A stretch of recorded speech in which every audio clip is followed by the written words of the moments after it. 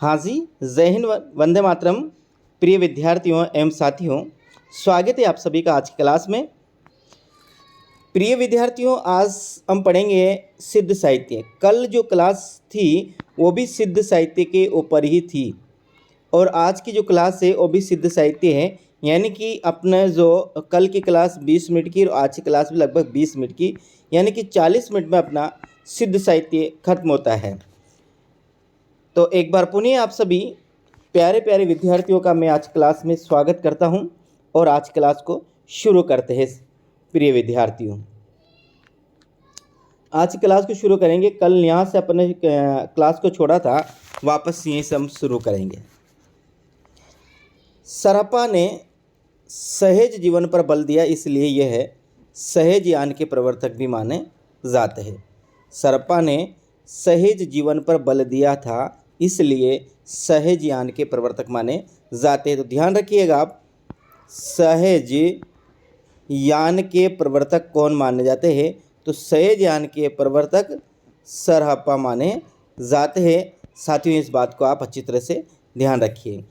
सरोज वज्र, राहुल भद्र, सरोज भद्र, राहुल वज्र आदि इनके अन्य नाम हैं। किसके? सरप्पा के। सरप्पा को सरोज वज्र भी कहते हैं, राहुल वज्र भी कहते हैं, राहुल भद्र भी कहते हैं और सरोज भद्र भी कहते हैं। ये साथियों इनके नाम हैं। किनके? सरप्पा के अन्य नाम है। सरप्पा को इन नामों से भी जाना जाता है। साथियों, आपको जो ऑफलाइन क्लास आप लेते हो किसी भी कोचिंग में, तो साथियों आप जो मैं आपको जो पढ़ा रहा हूँ ये ऑफलाइन से भी बेहतर मैटर है। साथियों, मैं आपको पक्का विश्वास दिलाता हूँ, यदि आपने इस जो मैं आपको ये मैटर से जो पढ़ा रहा हूँ, यदि आपने ये याद किया तो आप कोई सा भी एग्ज़ाम दो, हिंदी से शिक्षक बनने का, वो कॉलेज लेक्चरर से लेकर सेकंड ग्रेड तक हो साथियों, प्रत्येक प्रश्न इससे आएगा, एक भी प्रश्न इससे बाहर नहीं जाएगा। इसलिए साथियों बड़े ध्यान से पढ़िएगा। इन क्लासों को आप साथियों और क्लासेज अन्य जो यूट्यूब चैनल है साथियों उनके समान इसकी तुलना मत करिएगा। ये बहुत अच्छा मैटर है साथियों जो आपको बिना पैसे में उपलब्ध कराया जा रहा है। डॉक्टर राहुल सांस्कृत्यायन ने सरपा का समय 769 ईस्वी माना है, जबकि डॉक्टर विनय तोष भट्टाचार्य ने का समय 633 ईस्वी माना है। ध्यान रखिए, सरपा के समय की बात करते तो राहुल सांस्कृत्यायन ने सरपा का समय माना है वो 769 माना है साथियों, और राहुल डॉक्टर विनय तोष भट्टाचार्य ने का 633 ईस्वी माना है। इनके ग्रंथों की संख्या 32 मानी जाती है, किंतु कोई ग्रंथ प्राप्त नहीं है या फिर इस समय उपलब्ध नहीं है। किसके? सरपा के ग्रंथों की संख्या मानी जाती है वो 32 मानी जाती है, लेकिन वर्तमान में इनके एक भी ग्रंथ उपलब्ध नहीं है।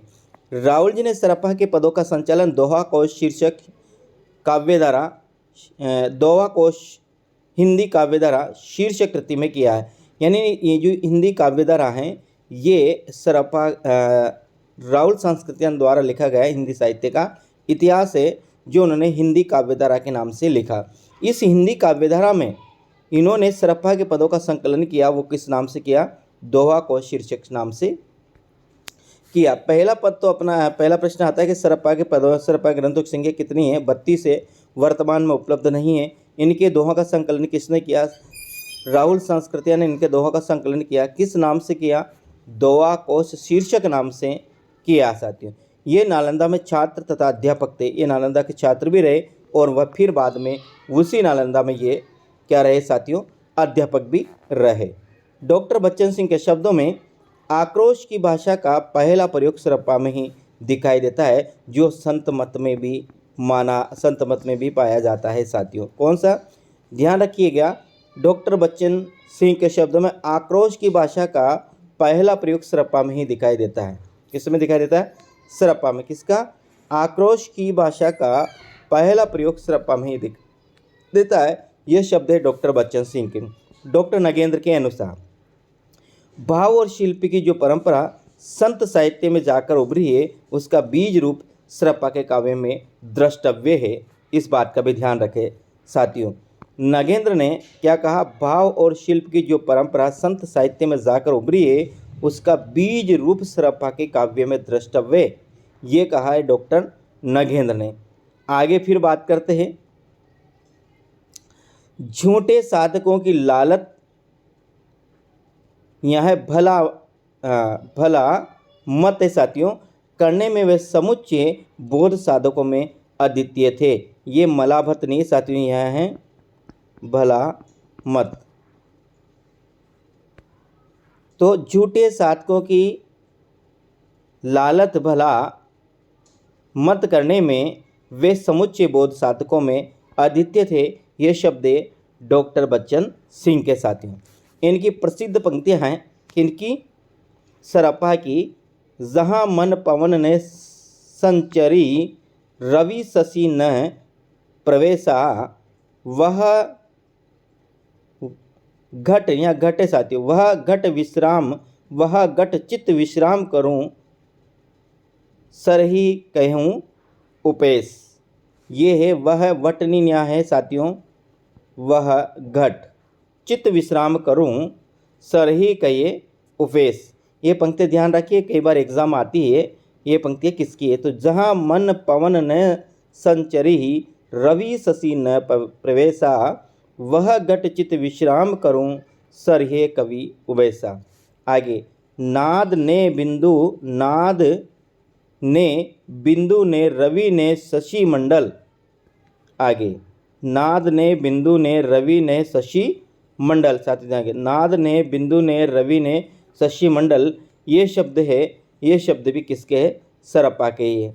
आगे हम बात करते हैं साथियों, योग शास्त्र जोइंदा की है। योग सार जोइंदा की रचना है।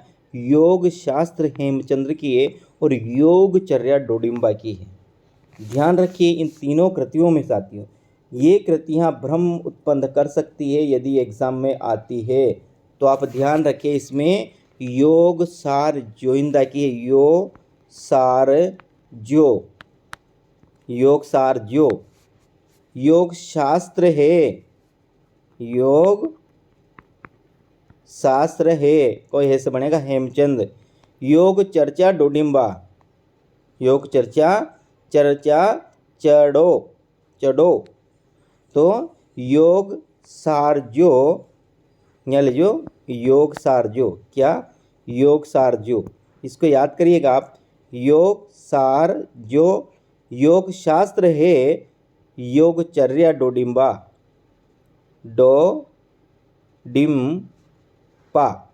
न्याय डोडिम्पा,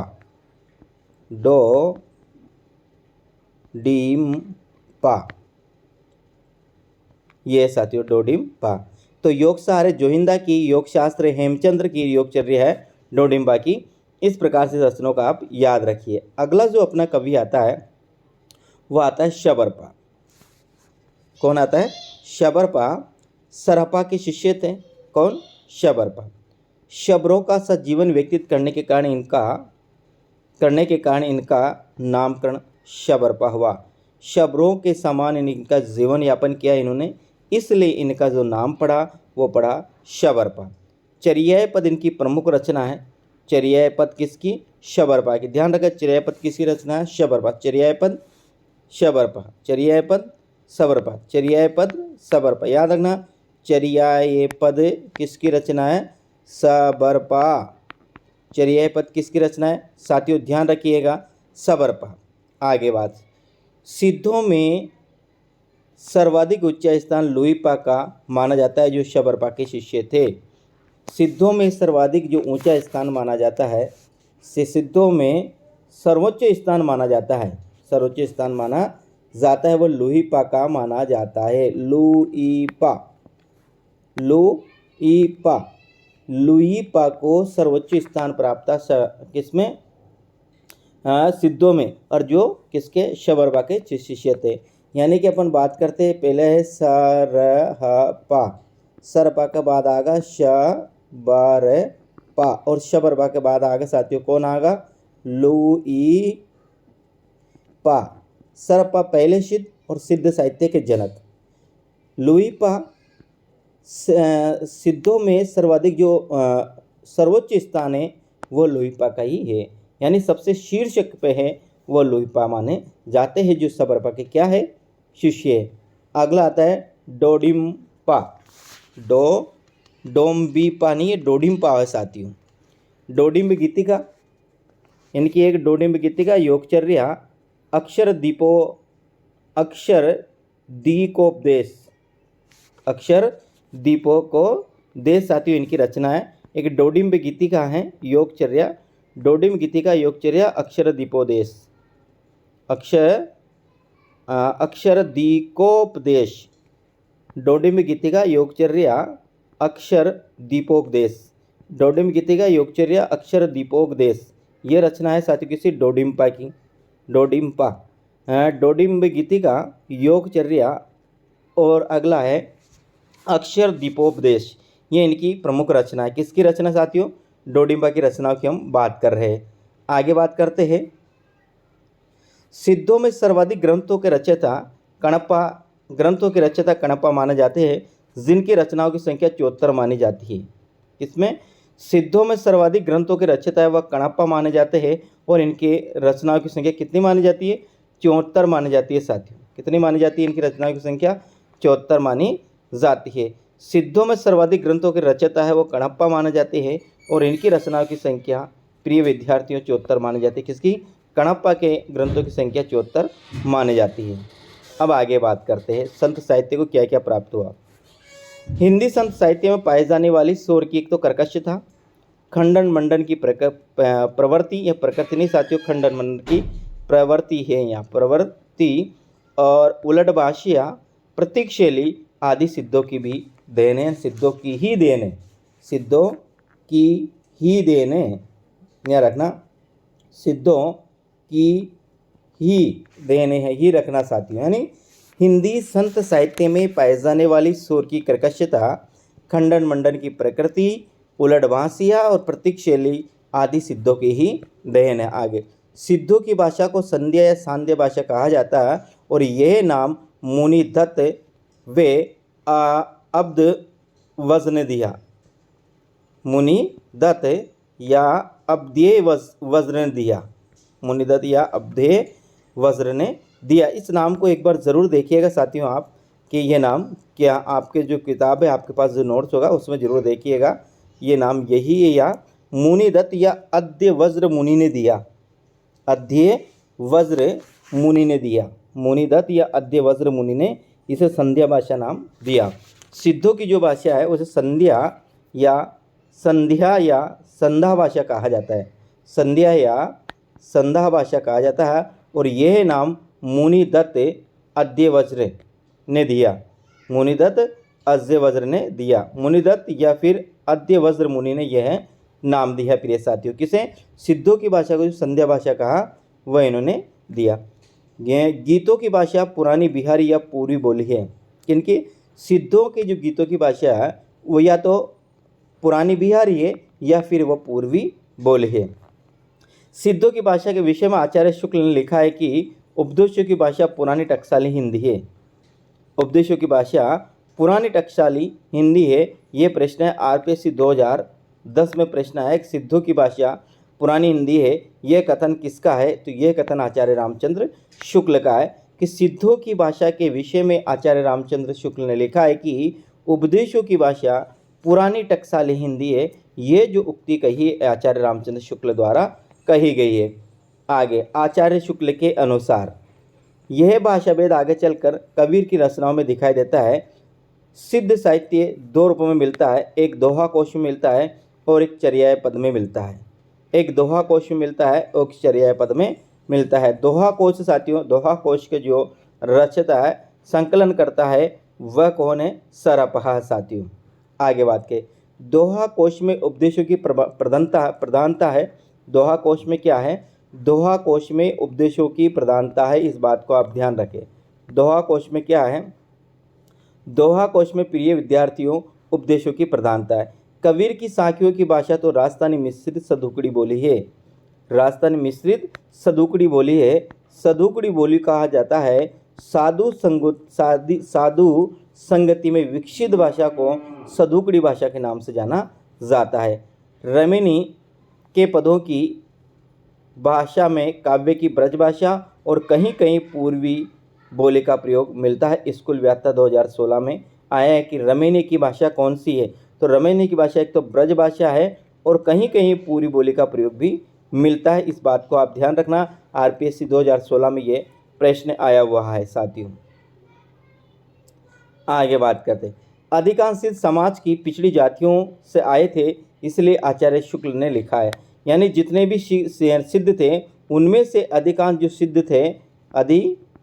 सिद्ध थे वह अधिकतर, जिसे वर्तमान में हम पिछड़ी जाति मानते हैं, तो वह पिछड़ी जाति से आए हुए थे। 84 सिद्धों में बहुत से मछुआरे, चमार, धोबी, ढोम, कहार, लकड़ारे, दर्जी तथा बहुत से शूद्र कहे जाने वाले लोग थे। अतः जाति पाति के खंडन तो वे आप ही थे। यानी इन्होंने जाति पाति का खंडन नहीं पाया जाता है सिद्धों में। जो संत मत में पाया जाता है, संत निर्गुण संत मत में जाति पाति का खंडन किया गया है, तो ये कहाँ से लिया? ये इन्होंने सिद्धों से ही लिया। 84 सिद्धों में बहुत से मछुआरे थे, चमार, धोबी, ढोम, कहार, लकड़ारे, दर्जी तथा बहुत से शूद्र कहे जाने वाले लोग थे। अतः जाति पाति के खंडन तो वे आप ही थे। ये इनकी विशेषता के बारे में पढ़ रहे हैं हम साथियों। सिद्धि प्राप्त करने के लिए जिस स्त्री का सहयोग लेते थे उसे योगिनी, महामुद्रा या भैरवी कहते थे। क्या कहते थे? सिद्धि प्राप्त करने के लिए जिस स्त्री का सहयोग लेते थे उसे योगिनी, महामुद्रा अथवा भैरवी कहते थे। किसको? जिस सिद्धि प्राप्त करने के लिए जिस स्त्री का वे सहयोग लेते थे उसको योगिनी कहते थे, महामुद्रा कहते थे और भैरवी कहा जाता था। सिद्धों के अनुभव अनुष्ठानों के समय गाए जाने वाले गीतों को चर्याय पद कहते हैं। किसको? चर्याय पद क्या है? तो ये जब सिद्ध अनुष्ठान करते थे उस समय जो मंत्र या गीत गाए जाते हैं उनको चर्याय पद कहते हैं। दोहा कोश में क्या है? दोहा कोश तो उपदेशों का संकलन है। जो सिद्ध संतों ने जो उपदेश दिए उनको संकलित करके जो नाम दिया वो दोहा कोश है। और चर्याय पद क्या है? चर्याय पद सिद्धों के अनुष्ठान के समय गाए जाने वाले जो गीत है उनको ही चर्याय पद कहा जाता है। आगे, दोहों में खंडन मंडन की प्रवृत्ति होती है, जो चर्याय पदों में अनुभूति और रहस्य भावना होती है। यानी दोनों में तो क्या होती है? दोहे है उनमें तो खंडन मंडन की प्रवृत्ति पाई जाती है। किसकी? खंडन और मंडन की प्रवृत्ति पाई जाती है। जबकि ध्यान रखिए चर्याय पदों में अनुभूति और रहस्य की भावना होती है। किसमें? चर्याय पद में अनुभूति और रहस्य की भावना होती है। जिसे हम संध्या भाषा कहते हैं उसका चर्याय पदों में प्रयोग हुआ है। यानी जिसे हम संध्या कहते हैं, संध्या भाषा, उसका प्रयोग कहाँ पर हुआ? चर्याय पदों में होता है। संध्या भाषा नाम दिया, वो दिया अध्यवज्र मुनि ने। अध्यवज्र मुनि ने सिद्धों की भाषा को संध्या भाषा नाम दी या, और संध्या भाषा जिसे हम संध्या भाषा कहते हैं उसका प्रयोग चर्याय पदों में हुआ। चर्याय पदों में क्या है? जब सिद्ध अनुष्ठान करते थे उस समय जो गीत या मंत्र गाए जाते थे उनको चर्याय पद कहते हैं। दोहों की रचना परिनिष्ठित अपभ्रंश में हुई। परिनिष्ठित का मतलब है शुद्ध अपभ्रंश में ही दोहों की रचना हुई है। सिद्ध साहित्य में पंच विडाल, आलस्य, हिंसा, काम, विचिकित्सा और मोह का वर्णन भी है। जिस प्रकार पंच मकार पाए जाते हैं, पंच मकार मद मास मत्स्य में मद मास मत्स्य मैथुन और मुद्रा। क्या है? पहला है मध्य, फिर पढ़ेंगे मास, फिर मत्स्य और फिर मैथुन और फिर बनेगा अपना मुद्रा। ये जो है ये तो कहते हैं पंच मकार कहा जाता है। क्या कहा जाता है इनको? तो पंच मकार पाए जाते हैं, सिद्धों में पाए जाते हैं। साथ ही साथ में पंच विडाल भी है। आलस्य, हिंसा, काम, विचिकित्सा और मोह। आलस्य, हिंसा, काम, विचिकित्सा और मोह। आलस्य, हिंसा, काम, विचिकित्सा और मोह। आलस्य, हिंसा, काम, विचिकित्सा और मोह। आलस्य, हिंसा, काम, विचिकित्सा और मोह। इस प्रकार साथियों इसको याद करें। डॉक्टर नगेंद्र अपने इतिहास में 6 रचनाकारों का उल्लेख किया जिनका क्रम है शरप्पा, सबरपा, विरूपा, डोडिम्पा, कणप्पा और कुकीरपा। सरपा, सबरपा, विरूपा, डोडिम्पा, कणप्पा और कुकीरपा। ये आचार्य नगेंद्र ने सिद्ध साहित्य में इन 6 को स्थान दिया है। प्रिय विद्यार्थियों ध्यान रखिए, आचार्य नगेंद्र ने अपने जो ही सिद्ध साहित्य लिखा उसमें कितने सिद्धों को स्थान दिया, तो इसमें 6 सिद्ध आते हैं। सरपा, शबरपा, विरूपा, डोडिम्पा, कणप्पा, कुकीरपा ये आते हैं। पा है इनका आदर्श सूचक शब्द है। इनका समय 8वीं शताब्दी माना जाता है। कितना? 8वीं शताब्दी माना जाता है। साथियों ध्यान रखना इनमें सिद्धों में भोग विलास की प्रधानता थी, इनको तंत्र मंत्र की प्रधानता थी, इसलिए इसको तांत्रिक बौद्ध साहित्य भी कहा जाता है। इस प्रकार से आपकी आज जो क्लास होती है अपनी ख़त्म वो यहाँ से साथियों। कल अपनी क्लास शुरू करें हम नाहत साहित्य से। किससे शुरू करेंगे? नाहत साहित्य। साथियों बिल्कुल मैं आपको point two point topic wise पूरा कोर्स कराऊंगा साथियों, आप बिल्कुल भी टेंशन नहीं किए, और बहुत बेहतरीन रूप से अच्छे साथियों टॉपिक या अच्छे मैटर के साथ, ताकि आप हर एग्ज़ाम क्लियर कर सको साथियों। ठीक साथियों, क्लास को लाइक करना, साथ ही साथ साथियों कम से कम 10 साथियों के पास आप इसे शेयर करेंगे। कितने? जो भी साथी जिसके भी पास पहुँचे हैं, उनसे जो भी तैयारी कर रहा है आपके में, तो उन सभी के पास साथियों आप इसे निश्चित रूप से शेयर करेंगे, ये मैं आपसे उम्मीद रखता हूँ। साथ ही साथ साथियों मुझे कमेंट करके ज़रूर बताइएगा कि ये क्लास आपको कैसी लगी। ठीक प्रिय साथियों, मिलते हैं अगले वीडियो में। राम राम।